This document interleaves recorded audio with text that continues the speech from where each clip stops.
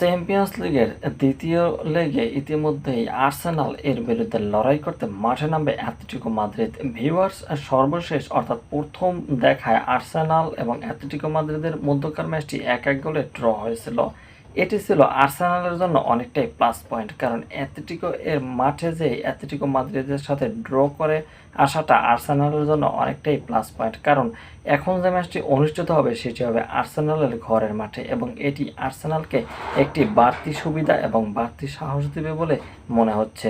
Atletico Madrid তারাও জয়ের জন্য মরিয়া। ইতিমধ্যে আতোয়ান গ্রিজমান তিনি বলেছে তিনি প্রথম ম্যাচে বেশ কয়েকটি ভুল করেছিলেন, যার জন্য অ্যাটলেটিকো মাদ্রিদ অর্থাৎ তার দল কোনো গোল পায়নি। এই ম্যাচে তিনি আর কোনো ভুল করতে চাচ্ছেন না এবং তিনি জয়ের জন্য নিজের সবটুকু উজাড় করে দিতে প্রস্তুত রয়েছে। এদিকে জুলিয়ান আলভারেজ সহ অন্যান্য প্লেয়াররাও বেশ আত্মবিশ্বাসী যে তারা দ্বিতীয় ম্যাচে জয় তুলতে পারবে, কিন্তু আর্সেনাল তারাও কম যায় না। তারা ঘরের মাঠে বেশ শক্তিশালী এবং অ্যাটলেটিকো মাদ্রিদের সামান্য ভুল আর্সেনালকে একটি জয় এনে দিতে পারে, এটাই স্বাভাবিক।